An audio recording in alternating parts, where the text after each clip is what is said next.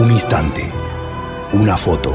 Hemos venido aquí hoy a muchas cosas. Una época de cambios que devienen un cambio de época. A muchas cosas, a caminar, a marchar, a saltar, a cantar. Una frase, un sentimiento colectivo y las ganas de hablar de nosotros en nuestro idioma. Pero entre tantas cosas de las que hoy hemos venido a hacer aquí a Mar del Plata hoy, nuestros problemas, nuestras soluciones, nuestra América adulta y soberana. Y cada uno de nosotros trajo una pala. Un fantasma recorre Europa y el mundo entero. Una pala de enterrador.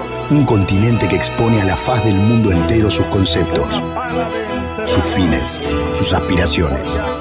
Y una frase que lo resume todo. Porque aquí en Mar del Plata, gritada en el lugar indicado, está la tumba del Alca. En el momento exacto. Vamos a decirlo. Alca, Alca, al carajo. A partir de este momento, Alca, Alca, al carajo. Las fronteras se abren y la patria se agranda. Esto es Al Carajo. Noticias, política y cultura de América. Esto es Al Carajo.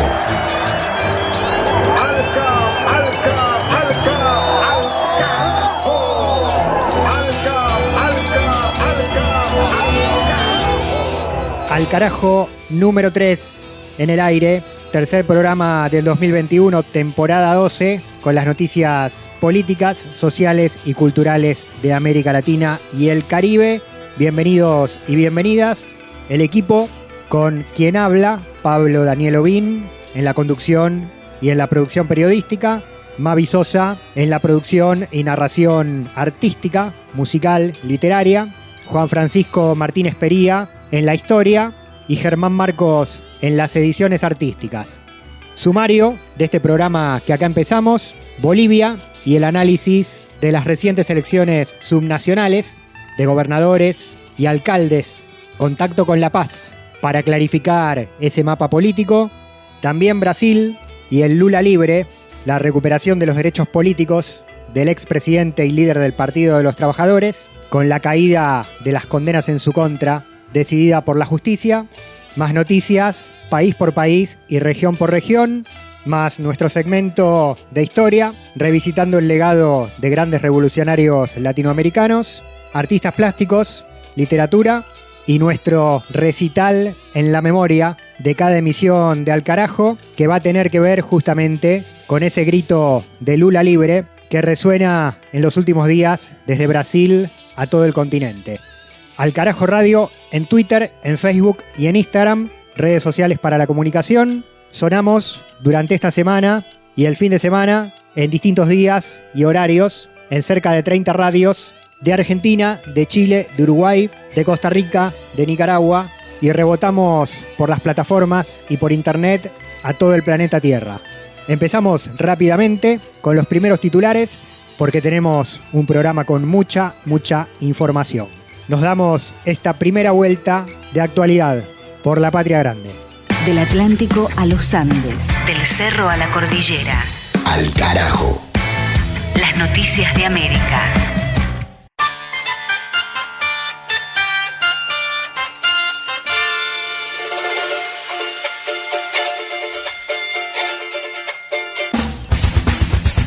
En México, la Cámara de Diputados aprobó la legalización de la marihuana.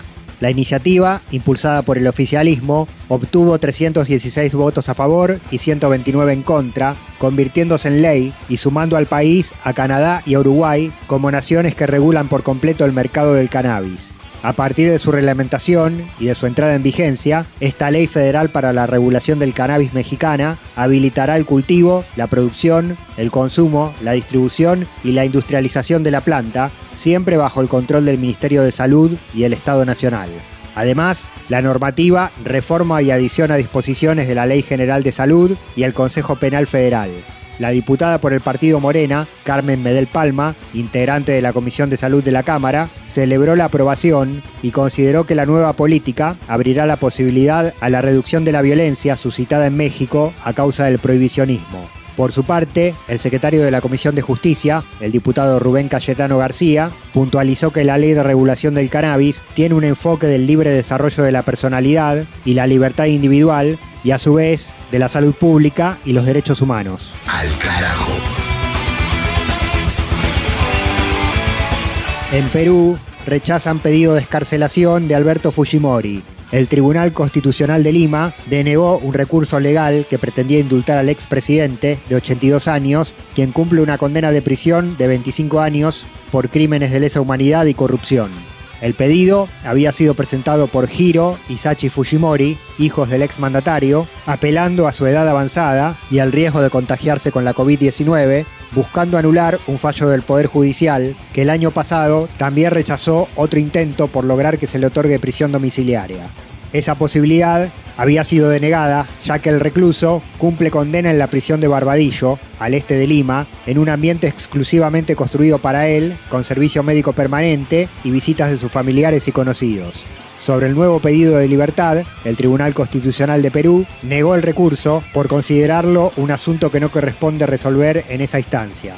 Con esto, Fujimori seguirá en la cárcel mientras se enfrenta a otro juicio por las esterilizaciones forzadas aplicadas durante su segundo mandato y otros crímenes cometidos contra comunidades indígenas y campesinas. Al carajo. En Guatemala, organizaciones sociales rechazan nombramiento de jueces para la Corte de Constitucionalidad. El reclamo es contra el proceso de elección de los magistrados, el cual denuncian está viciado y manipulado por el gobierno. Acusan al presidente, Alejandro Yamatei, de ser parte de un pacto con sectores corruptos del Poder Judicial para cooptar a la Corte Constitucional y desde allí a la Corte Suprema de Guatemala. Entre los nombramientos cuestionados está el de la abogada particular del presidente Yamatei y el del diputado Luis Rosales, de quien consideran que por haber sido abogado del represor Efraín Ríos Montt y por ser miembro de un partido político, tiene conflicto de intereses para ocupar esa magistratura. Para manifestar esta oposición, agrupaciones políticas, sociales, comunidades indígenas, estudiantes, jóvenes, grupos de mujeres, sindicatos y víctimas del conflicto armado interno convocaron a 3 jornadas de lucha y movilización durante 3 días consecutivos, marchando a la Corte, al Congreso y a la Casa Presidencial. Además, se presentaron amparos judiciales objetando el proceso de elección de los magistrados en representación del Congreso, pues consideran que fue anómalo y lejos del escrutinio público. Al carajo. En Paraguay, continúan las protestas pidiendo la renuncia del presidente Mario Abdo. El reclamo es por las falencias del sistema de salud en plena pandemia, el colapso sanitario, la crisis económica que atraviesa el país y por la corrupción generalizada del gobierno. Las movilizaciones, que se iniciaron a principios de marzo, tienen epicentro en la capital, Asunción, y se replicaron en Ciudad del Este, Caguazú, Misiones, Encarnación y otras localidades.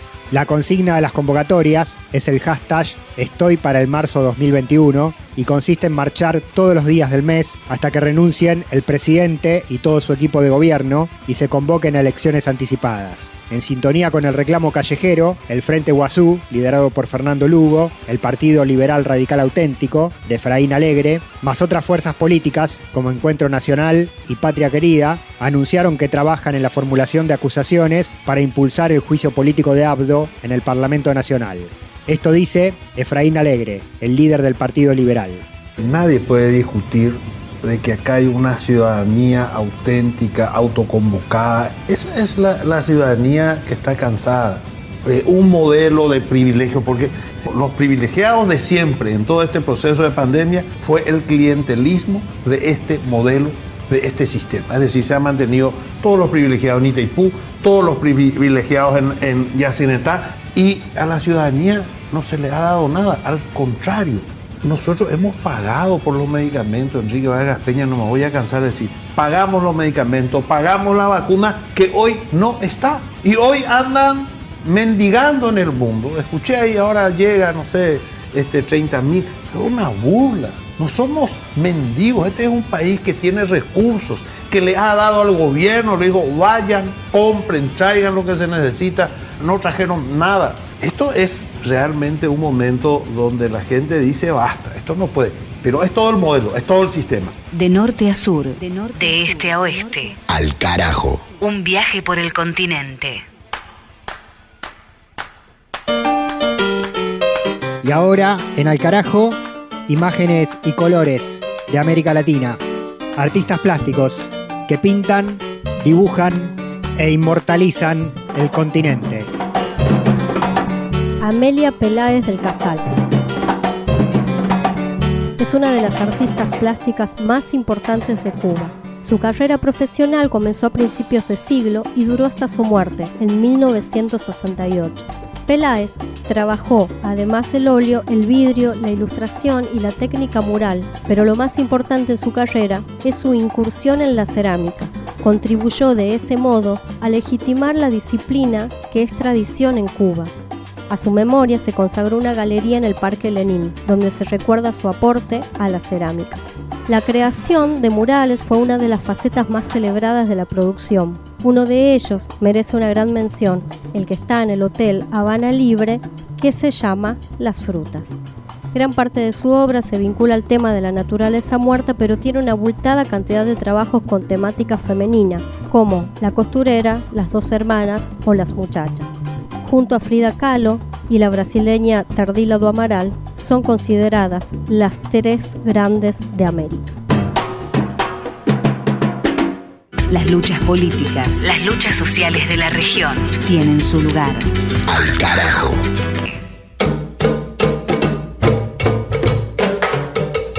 Y ahora, en Al Carajo, Bolivia.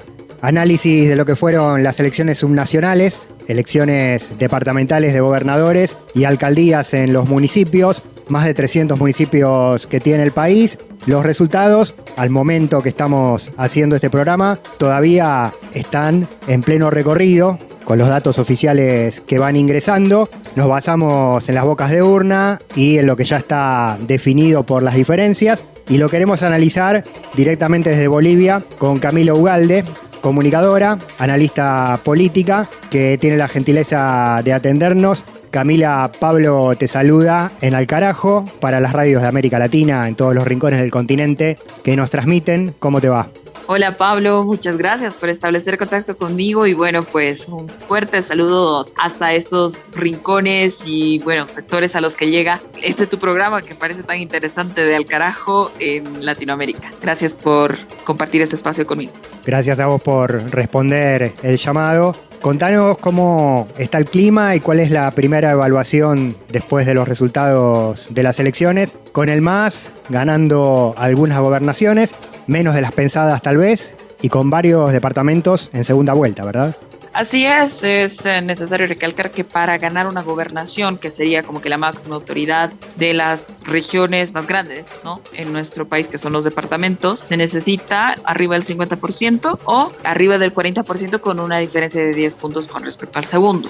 Lo que sí ha caracterizado, digamos, las elecciones subnacionales en Bolivia en general es de que la oposición al MAS no, para empezar, que obviamente no tiene un proyecto político general. Si recordamos, por ejemplo, ¿no?, cuando Comunidad Ciudadana, el partido de Carlos Mesa, que era la principal oposición, digamos, al MAS y PCP en las elecciones generales, él se autonombró como cabeza de oposición, ¿no? Y obviamente como que se esperaba, o uno esperaría de manera lógica, que existiese articulación en torno a este segundo puesto de las elecciones nacionales para las posteriores jornadas electorales, como en este caso las subnacionales. Sin embargo, pasó algo muy distinto. Existe lo que caracteriza la oposición al MAS en Bolivia, es su incapacidad de articulación, ¿no? Está profundamente atomizada y obviamente como que se dirige por intereses particulares, intereses privados. No hay ni siquiera un proyecto general que logre agruparlas. Entonces, lo que se conoce en Bolivia como el eje central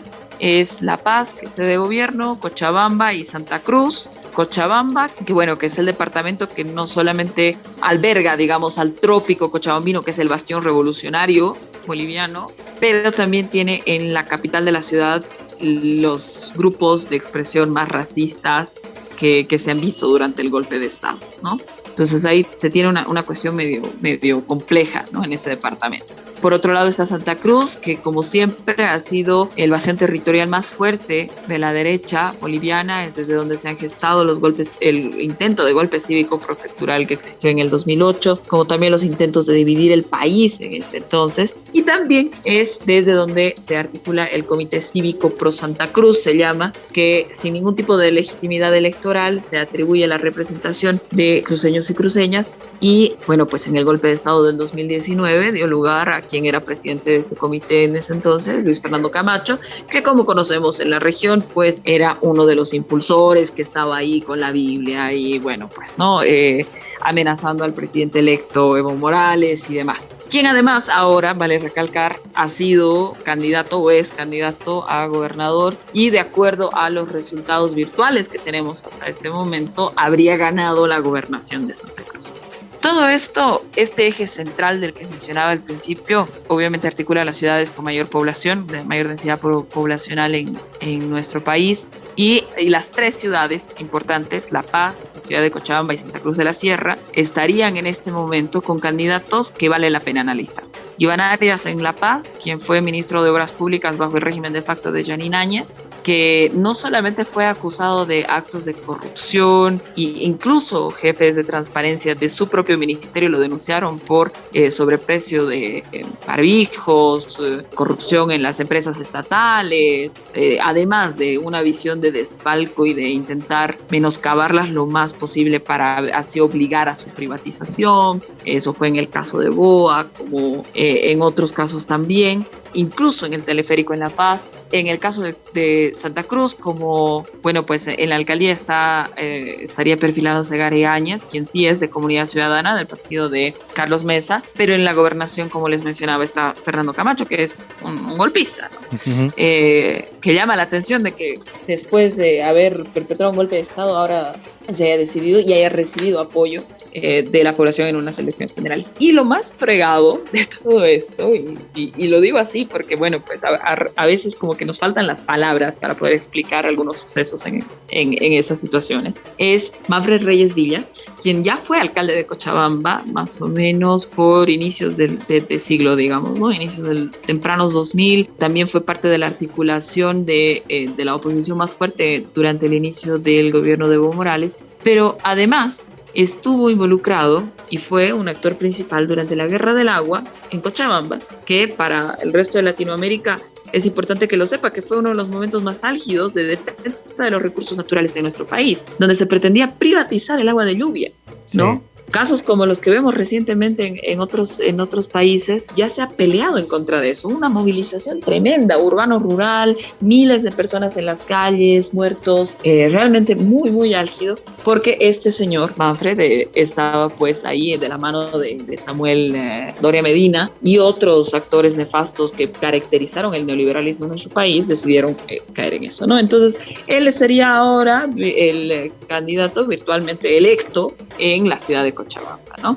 Todo esto así ya como a manera general para terminar esta primera pregunta nos muestra que hay una rearticulación, digamos, ¿no? O atrincheramiento de la derecha en los gobiernos subnacionales, en los gobiernos municipales, principalmente urbanos, ¿no? Y lo que debería llamar a la reflexión, quizás posteriormente sería bueno refrescarlo acá en nuestro país y también con el resto de movimientos y gobiernos progresistas en el continente, no es que se mida la pérdida o la ganancia en número de alcaldías, creo yo, o en número de gobernaciones ganadas o perdidas, que obviamente sí es un indicador importante para la presencia territorial, pero en cuanto a la oposición, además, cómo se está desarrollando esa oposición, que es el más, no el más, y cualquier cosa en lugar del más, ¿no?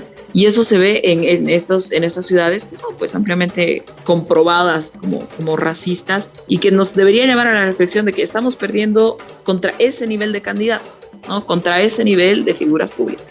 Bien, esto en cuanto a las principales capitales. Vos nos explicás la articulación de la oposición de derecha. Ahora te quiero preguntar, Camila, estamos con Camila Ugalde, analista política desde Bolivia, por la ciudad del Alto, donde se produjo el triunfo de Bacopa. ¿Cómo es ese fenómeno de oposición por izquierda al MAS? No me animaría a decir por izquierda, porque es muy fácil, ¿no? Atribuirse ciertas banderas ideológicas que al final no se ven representadas ni en acciones ni en planes de gobierno claros. Es interesante el caso de Evacopa, como lo es, son varios, de que esta oposición que se va desarrollando, que se va aproximando, digamos, al centro derecha después de haber salido del MAS. Generalmente lo que caracteriza, digamos, estos actores o actrices que van saliendo del panorama político del MAS y se convierten en oposición, no es un proyecto político, no es un proyecto ideológico que contraponga, digamos, ¿no? O que vaya en oposición al proyecto ideológico, al proyecto de desarrollo que tiene el MAS. Eso es importante recalcarlo, porque uno creería que no, que es una líder, que viene de acá, de allá, y que tiene un programa mucho más progresista, digamos, ¿no? que el MAS, y que realmente está sabiendo conectar con ciertos sectores de la población. No ha sido ese el caso, no es el caso de ninguna de estas personas que han dejado el partido. Se habla, digamos, ¿no? de este liderazgo de Evacopa, porque se ha ido construyendo en base a muchas contradicciones que han ocurrido en los últimos 14 años. Y son procesos que, bueno, pues al ser el movimiento al socialismo uno de los movimientos y además articulaciones nacionales más complejas que existen, porque agrupa sectores en espacios, ¿no? Ya sean gremiales, cocaleros, obreros, campesinos, mujeres, indígenas, etcétera, etcétera. Entonces es muy complejo que en ese marco sí se pueda manejar como que una línea única, ¿no? O sea, hay un horizonte único, obviamente, proyecto compartido, pero ya en el cómo se hacen las cosas es donde existen muchos diferimientos.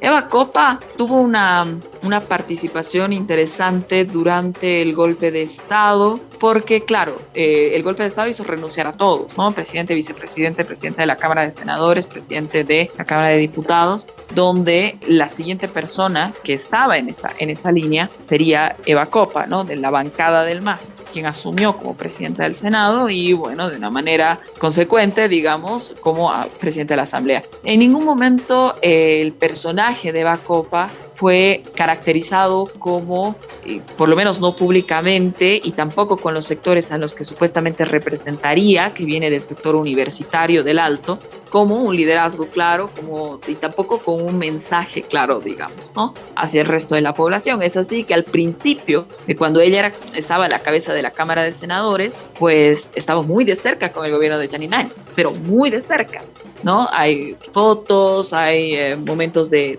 diálogo, de articulación, incluso después de que se habían perpetrado las masacres en Catizacaba.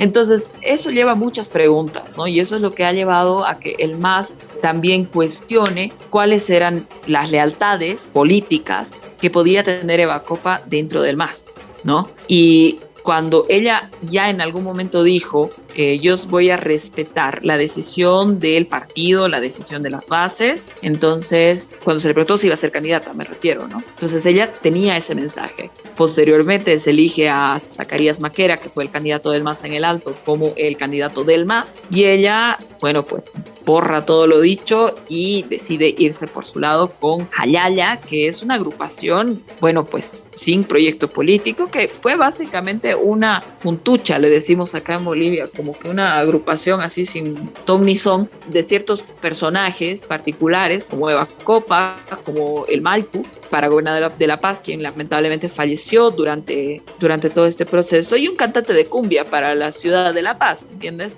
Entonces, ahí no había proyecto político, ahí fueron actores específicos. El Alto se vio representado en Evacopa porque no ha podido, ha habido muchos quiebres también con el movimiento al socialismo, pero también con los hechos de impunidad que han existido y que es necesario hablarlo, es necesario decirlo, porque tiene que llevar a la reflexión ahora, ¿no? Efectivamente, ha sido tal la persecución durante el gobierno de facto, ha sido tal la criminalización hacia nuestros hermanos y hermanas de la ciudad del Alto, que obviamente uno esperaría que la justicia iba a llegar pues clara y temprano tras haber recuperado la democracia en el país. Y hasta el día de hoy tú tienes al exministro Arturo Murillo fugado, a Camacho como candidato y ahora electo gobernador. Janine Áñez fue candidata a gobernadora por el Beni, salió en tercer lugar, pero igual tuvo el derecho a participar de las contiendas electorales. Y así un sinfín de nombres y de personajes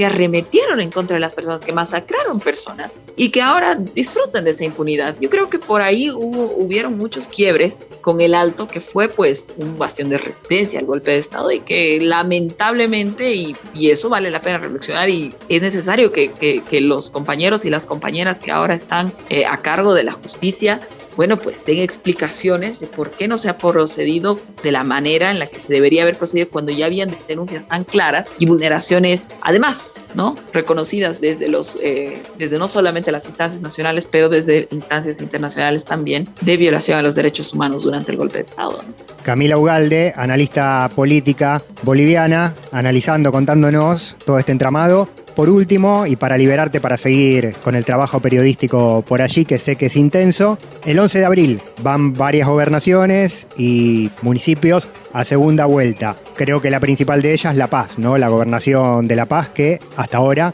va a tener que definirse en una segunda vuelta. ¿Qué balance hace el gobierno de Luis Arce? ¿Qué puede recuperar? ¿Qué puede perder? ¿Cómo queda parado después de estas elecciones y después de la segunda vuelta en caso de ganancias o pérdidas en esa instancia? Bueno, territorialmente, por lo menos La Paz, habríamos ganado si después de este 11 de abril que tú mencionas y Franklin Flores gana el balotaje frente a Rafael Quispe, que fue un chiste de persona. O sea, yo honestamente no entiendo cómo hay personas así que tienen la cara para presentarse de candidatos políticos, ¿no? Es realmente lamentable esa situación. Pero si nosotros a partir de este balotaje logramos ganar La Paz, desde el MAS y PCP sí va a haber una ganancia territorial. Como también hay una ganancia territorial interesante, que la vamos a entender hoy, que vale la pena recalcarla, que es de la ciudad de Sucre. Sucre es la capital oficial de Bolivia, ¿no? La Paz es la sede de gobierno. Pero Sucre además alberga a una población que que se quedó muy colonizada, muy colonizada, ¿no? Y tiene esta lógica de que son como que los de sangre azul del país y donde se perpetuaron hechos de violencia racial muy lamentables el 2008. ¿No? No sé si algunos de quienes nos escuchan quizás pudieron enterarse o vieron imágenes de cuando en este año que estábamos antes de aprobar la nueva constitución, donde se estaba gestando un golpe cívico prefectural, donde había todo un entramado de que la sede no se mueve porque se pretendía cambiar la sede de gobierno a Sucre, y llegaron, el presidente Evo tenía que llegar a Sucre y iba a llegar con una entrega de ambulancias, llegaron campesinos de las zonas alrededor de la ciudad y un comité de defensa de la sede, era una de estas pseudo institucionalidades que se autoproclamó en Sucre como representativa. Los arrodillaron a los indígenas, los maltrataron, los torturaron y los persiguieron en esa fecha y los hicieron arrodillar desvestidos en la plaza de Sucre, haciéndolos arrepentirse de ser parte o de apoyar al movimiento al socialismo, porque en ese instrumento ven su representatividad política y general. Entonces imagínate lo que significaría que el MAS gane en esa ciudad. Eso estamos así con una diferencia de votos de casi como por ahora, hace rato estaba viendo, estamos a una diferencia de 300 votos del candidato del MAS frente a un candidato abiertamente fascista, ¿no? En esta ciudad. Entonces eso sería una ganancia interesante políticamente. En La Paz lo mismo, Santa Cruz obviamente la teníamos perdida, al igual que Beni. También hay una opción de balotaje en Tarija. Tarija también fue parte de esta media luna, ¿no? Que intentó separarse del país en algún momento, desde donde también se fue articulando la oposición más fuerte, pero además es uno de los departamentos más ricos en hidrocarburos, ¿no? Entonces tiene se pondera, digamos, ¿no?, con cierta importancia económica y política también.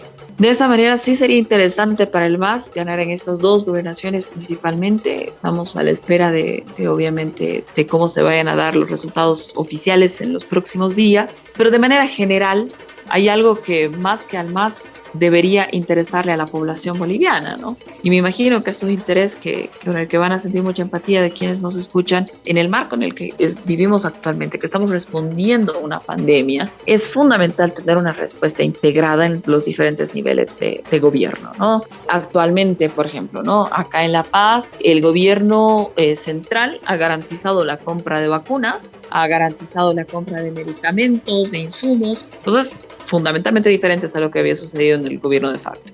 pero son los gobiernos municipales y departamentales que ahora mismo no son del MAS, ¿no? Que son de oposición, que han estado además como parte del golpe de Estado, entonces son una oposición radical. Tienen muy poco nivel de articulación y, bueno, pues de coordinación para poder implementar estas medidas que ya han sido garantizadas desde el gobierno central. ¿A qué me refiero? Se han comprado N pruebas de antígeno nasal, por ejemplo, pruebas rápidas, y el gobierno departamental no ha hecho el suficiente despliegue para garantizar que esas pruebas llegan a la mayor parte de la población, que sean rápidas, que uno pueda acceder a los resultados de manera fácil y al día siguiente, ¿no? Si no, en un caso personal, yo he tenido que esperar una semana porque, claro, el gobierno departamental parece que está como en esa lógica de que querer hacer quedar mal. Entonces, cuando existen estas tensiones tan fuertes como las que existen en nuestro país, yo creo que es a la gente, como les decía, a quien más debería preocuparle y más debería exigir que, muy a pesar de todas estas diferencias, ahora, en medio de esta pandemia, es fundamental, y más aún cuando están llegando vacunas garantizadas por el gobierno central para toda la población, es fundamental que exista una articulación clara, transparente, para poder brindarle una respuesta efectiva a la población en medio de esta pandemia. Camila Ugalde, desde La Paz, analizando y trazándonos este mapa político de Bolivia después de las subnacionales y rumbo a las segundas vueltas, a los balotajes en varios departamentos y municipios. Mapa político en construcción en el país. Camila, gracias. Muy completo tu análisis, tu informe, tu mirada muy valiosa. Te agradecemos este tiempo. Muchas gracias a ti, Pablo. Es un gusto poder volver a conversar contigo. Y un fuerte abrazo después del 8 de marzo a todas nuestras hermanas y compañeras a lo largo y ancho de nuestro continente latinoamericano. Un abrazo. Al carajo. Una mirada al sur desde el sur. Al carajo. Al carajo. Identidad, música y cultura de América Rebelde.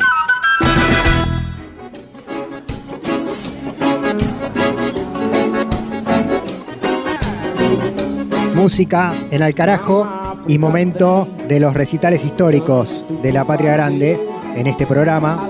Instancia de recuerdos a la que vamos a ingresar con un hecho del presente.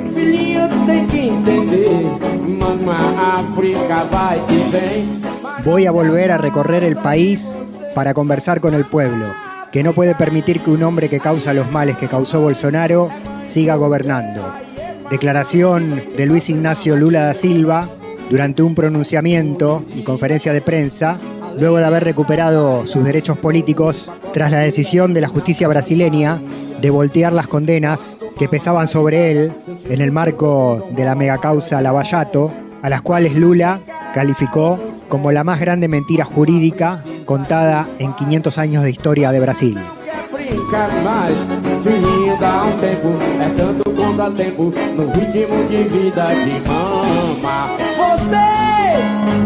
580 días estuvo preso Lula de la mano del lawfare, la coordinación política entre Bolsonaro, el ex juez Moro, los medios de comunicación. En todo ese tiempo de injusticia que se terminó en este mes de marzo con esta decisión que pone a Lula de vuelta en carrera para pelear el poder junto a su Partido de los Trabajadores en el 2022, tuvo un montón de militancia y un montón de acompañamiento en Brasil, en Latinoamérica y en el mundo, con una consigna que dio vuelta al planeta y que es Lula libre.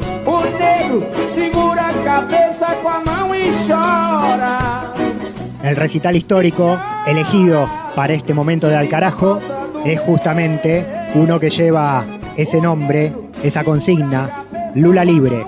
En el 2018, artistas de Brasil y de toda Latinoamérica juntos en un escenario para pedir por la libertad del líder político y popular que tiene Brasil. No saben cuántas veces la música, los libros, el arte me han ayudado en este calvario que no es mayor que el de tantos padres brasileños y madres de familias que hoy no saben cómo llevarán la comida a casa. Es en su nombre que nunca podemos desanimarnos. Así fue como Lula da Silva saludaba a los artistas y al público que participaban de la primera edición del festival Lula Libre. A pesar del terrible boicot por parte de los medios hegemónicos de comunicación, fue un festival multitudinario. Tuvo 10 horas de programación por la que pasaron 40 artistas entre músicos, poetas, actores, cineastas, artesanos y bailarines. 80.000 personas pasaron por Arcos da Lapa, Río de Janeiro. La organización esperaba 3.000. Muchos otros miles siguieron el festival por todas partes del mundo desde las transmisiones web. Todos iguais, braços dados ou não, nas escolas, nas ruas, campos, construções, aprendendo e ensinando uma nova lição. Vem! El Festival Lula Libre fue un aire fresco para toda Latinoamérica, sobre todo para aquellos países en donde los gobiernos populares habían sufrido los embates de una justicia emparentada con las políticas de derecha, junto a la llegada de gobiernos neoliberales que intentaban reconfigurar el panorama político del continente. Hubo muchos momentos de mucha emoción.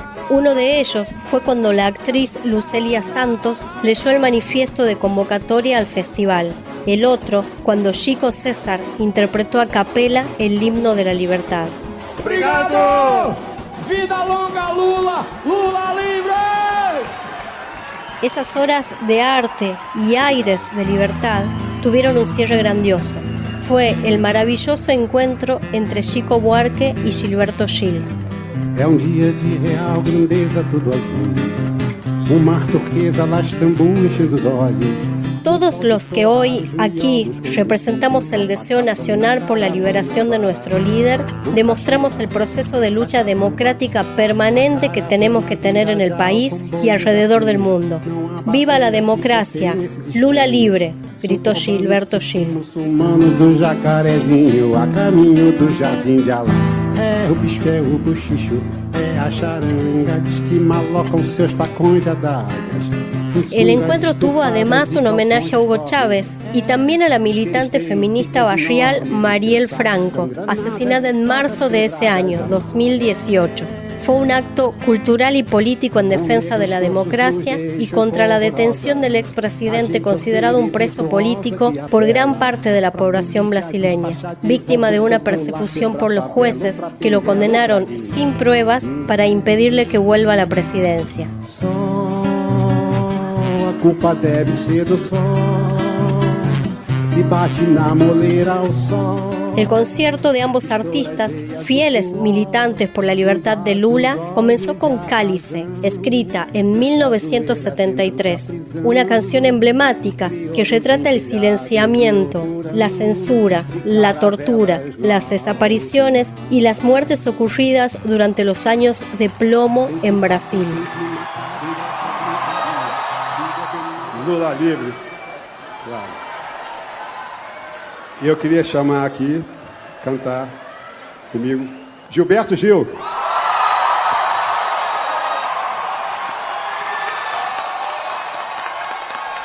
Recordamos este hito en nuestra historia de los últimos tiempos con la interpretación de Cálice por Gilberto Gil y Caetano.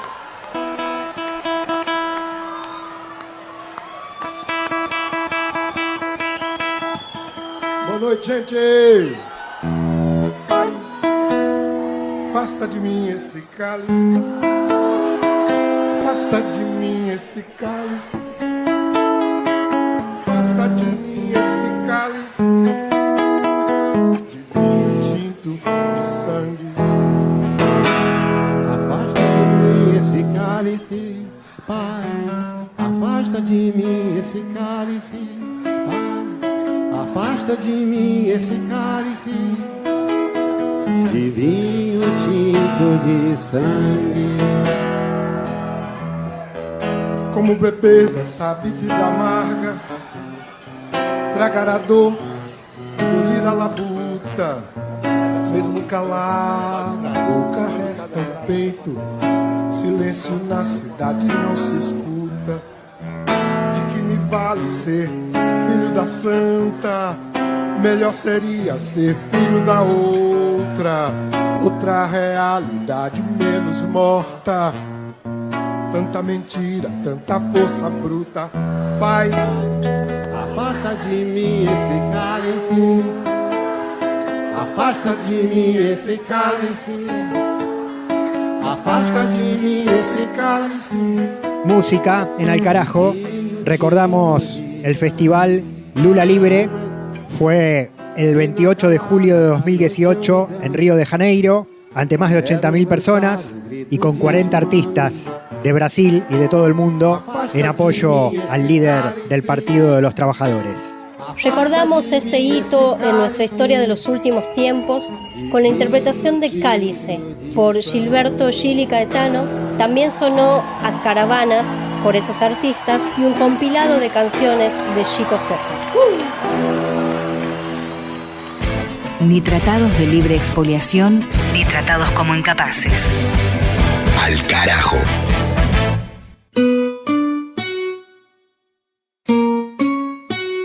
Y del momento histórico musical elegido para este capítulo de Al Carajo, con el Lula Libre, nos vamos a la historia del continente a través de los grandes nombres, algunos de ellos olvidados que venimos recordando y poniendo en escena en el presente, en esta temporada número 12 de Al Carajo. Vamos a hablar de Manuel Ugarte, argentino, socialista, periodista, escritor. Lo vamos a hacer de la mano de quien sabe en este programa de historia, Juan Francisco Martínez Pería, docente historiador del Centro Cultural de la Cooperación de Buenos Aires, Argentina. Juan, una figura elegida para este capítulo más que interesante. Hola Pablo, hola a toda la audiencia, una gran alegría estar de vuelta acá en Al Carajo. Y sí, hoy la idea es recuperar un poco, recordar a Manuel Ugarte, que su principal biógrafo, Norberto Galazo, un historiador argentino, lo ha definido como una figura maldita de nuestra historia, ¿no? Una figura de enorme relevancia en su momento, muy prestigioso, que escribió muchísimos libros de literatura, ensayos también, políticos, y que sin embargo siempre fue, digamos, una figura perseguida, olvidada, que muchos de sus libros no se reeditaron, y que incluso estuvo gran parte de su vida en el exilio, ¿no? Vivió tiempo en España, en Francia, en Chile. Nació el 27 de febrero de 1875, murió el 3 de diciembre de 1951, o sea que vivió una vida larga, muy intensa.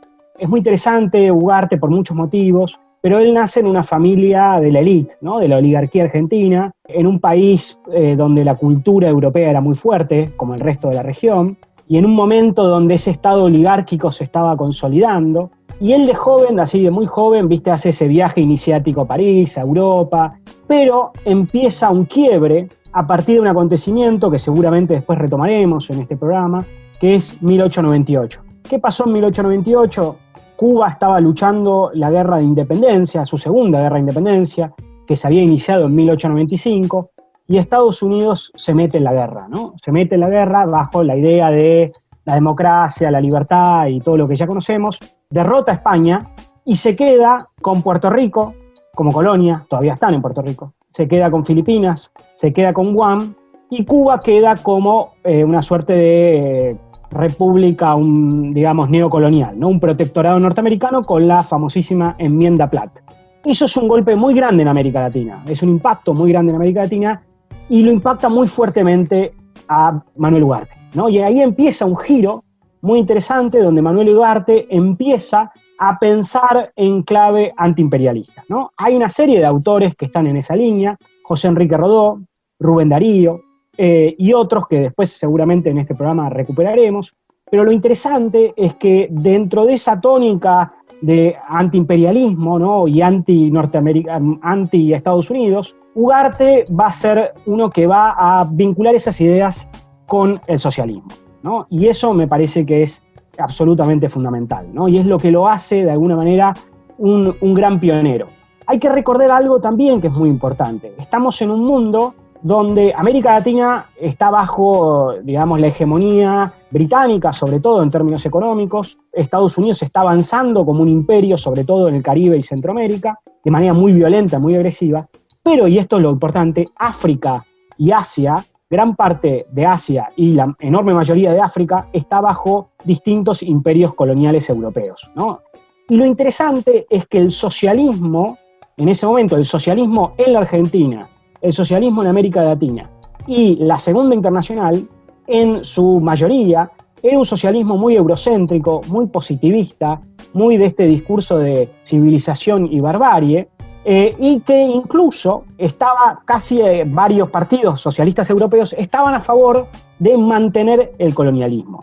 Ugarte, que participó de Ugarte se afilió al Partido Socialista en la Argentina tempranamente, a comienzos del siglo XX, participó de 2 congresos de la Internacional Socialista, uno en Ámsterdam y otro en Stuttgart, y se opuso muy fuertemente a estas posiciones, digamos, pro-imperialistas socialistas, ¿no? Y ahí coincidió, por ejemplo, con Lenin, ¿no?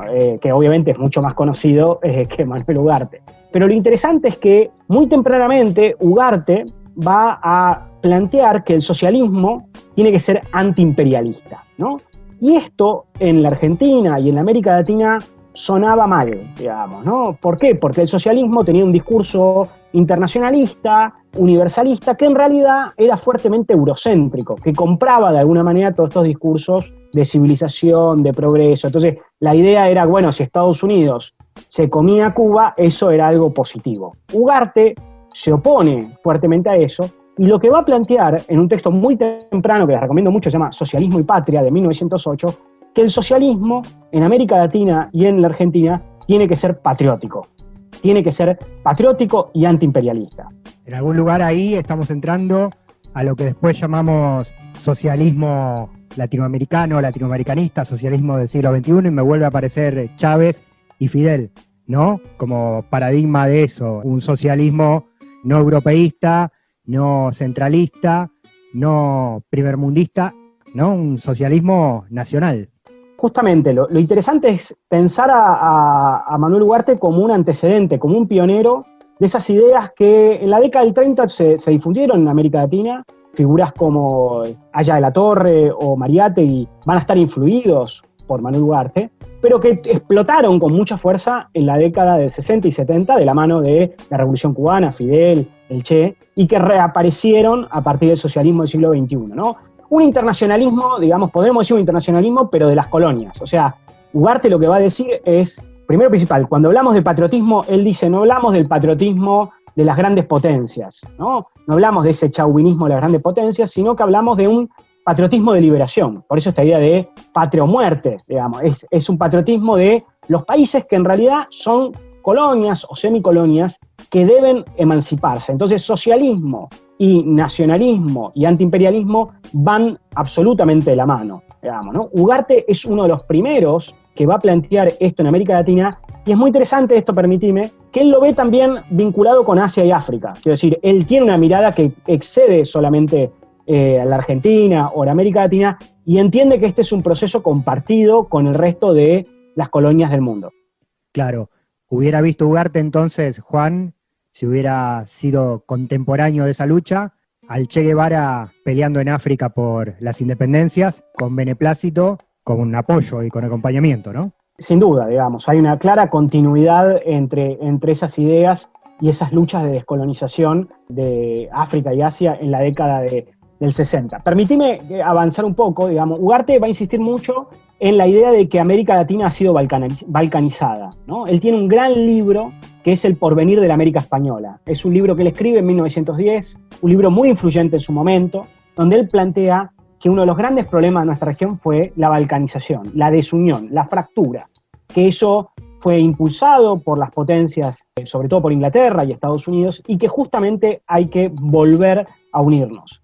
Y en 1911 él hace una gira apoteótica por toda la región, desde el norte hasta el sur, dando enormes discursos a favor de la unión de la región. Y lo reciben cientos e incluso de miles de personas en la mayoría de los países que él recorre.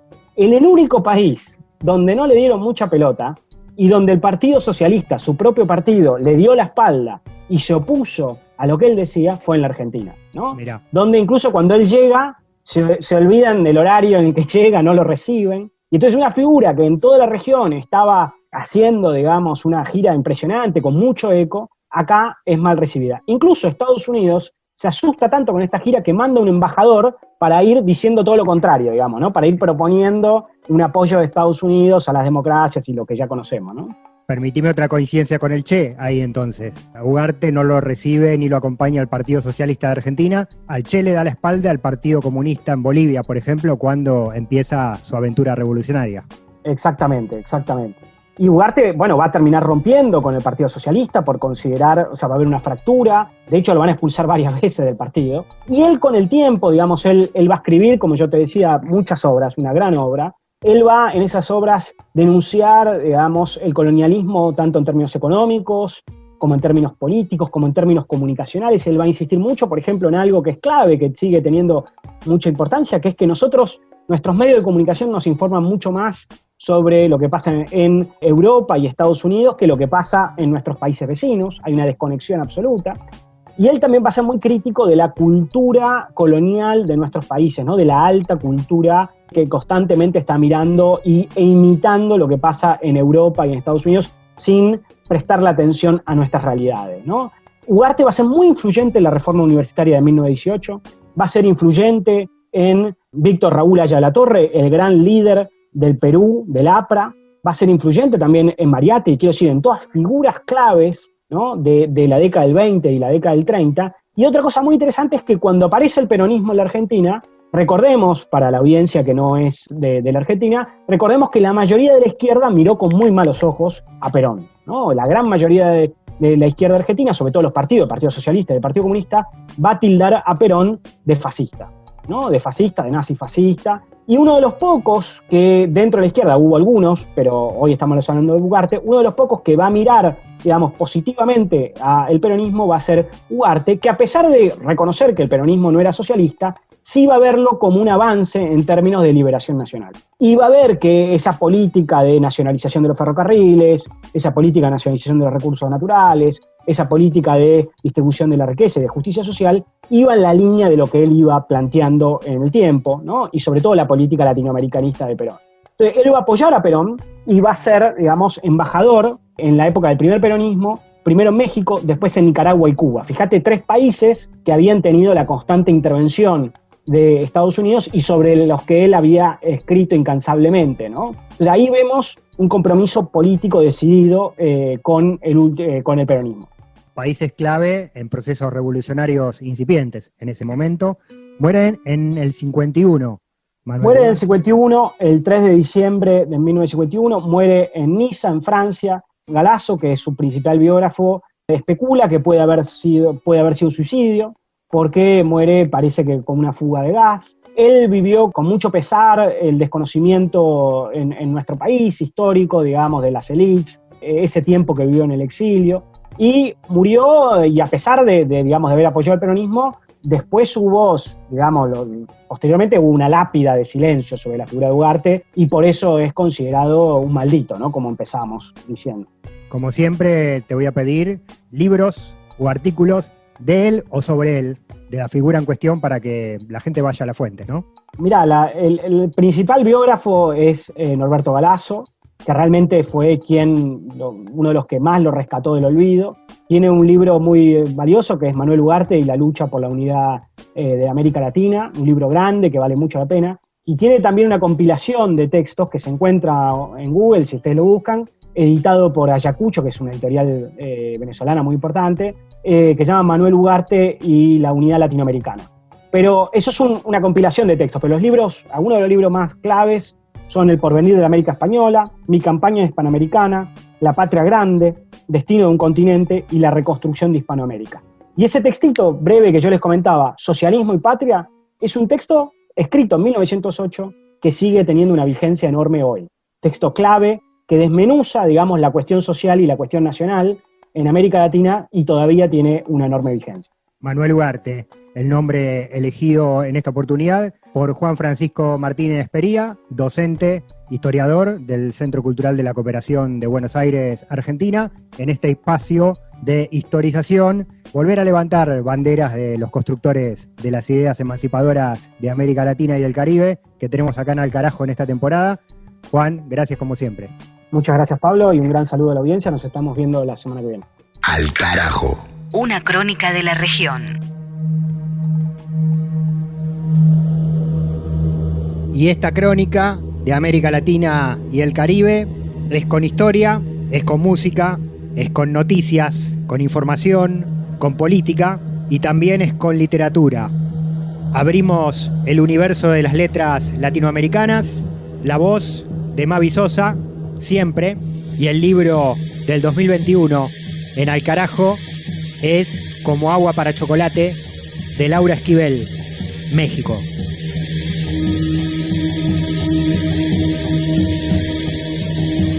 Cada vez que cerraba los ojos, podía revivir muy claramente las escenas de aquella noche de Navidad, un año atrás, en que Pedro y su familia habían sido invitados por primera vez a cenar a su casa, y el frío se le agudizaba. A pesar del tiempo transcurrido, ella podía recordar perfectamente los sonidos, los olores, el roce de su vestido nuevo sobre el piso recién encerado, la mirada de Pedro sobre sus hombros. Lo amó desde esa noche para siempre, pero ahora tenía que renunciar a él. No era decente desear al futuro esposo de una hermana. Tenía que tratar de ahuyentarlo de su mente de alguna manera para poder dormir. Intentó comer la torta de Navidad que Nacha le había dejado sobre su buró junto con un vaso de leche. En muchas otras ocasiones le había dado excelentes resultados. Nacha, con su gran experiencia, sabía que para Tita no había pena alguna que no lograra desaparecer mientras comía una deliciosa torta de Navidad. Pero no en esta ocasión. El vacío que sentía en el estómago no se alivió. Por el contrario, una sensación de náusea le invadió. Descubrió que el hueco no era de hambre, más bien se trataba de una álgida sensación dolorosa. Era necesario deshacerse de este molesto frío. Como primera medida se cubrió con una pesada cobija y ropa de lana. El frío permanecía inamovible, entonces se puso zapatos de estambre y otras 2 cobijas. Nada. Por último, sacó de su costurero una colcha que había empezado a tejer el día en que Pedro le habló de matrimonio. Una colcha como esta, tejida a gancho, se termina aproximadamente en 1 año. Justo el tiempo que Pedro y Tita habían pensado dejar pasar antes de contraer nupcias. Decidió darle utilidad al estambre en lugar de desperdiciarlo y rabiosamente tejió. Tejió y lloró y tejió, hasta que en la madrugada terminó la colcha y se le echó encima. De nada sirvió. Ni esa noche, ni muchas otras, mientras vivió, logró controlar el frío. Aquí se queda la clara, la entrañable transparencia de tu querida presencia, comandante Che Guevara. Terminamos este capítulo número 3 del 2021, temporada número 12 de Al Carajo, noticias, política, canciones, letras, historia, país por país, región por región, toda América Latina y el Caribe reflejadas en este espacio. Mi nombre es Pablo Daniel Ovín en la conducción y en la producción periodística, junto a Mavi Sosa en la producción y narración de los segmentos culturales, Juan Francisco Martínez Pería, docente e historiador del Centro Cultural de la Cooperación de Buenos Aires, Argentina, con la mirada histórica en este programa, y Germán Marcos con las ediciones artísticas. Instagram, Facebook, Twitter, Al Carajo Radio en las redes sociales, canal de YouTube, Al Carajo, plataforma iVoox, iVoox.com/Alcarajo 2021, los sitios donde encontrarnos, volver a escuchar este y todos los capítulos anteriores de Al Carajo, mientras volvemos a este aire la próxima semana. Nos volvés a escuchar en exactamente 7 días, a la misma hora, en este mismo dial, para seguir recorriendo juntos la patria grande. Nos despedimos, ponemos un punto solo por ahora, hasta nuestro próximo encuentro. Esto fue Al Carajo. Chau.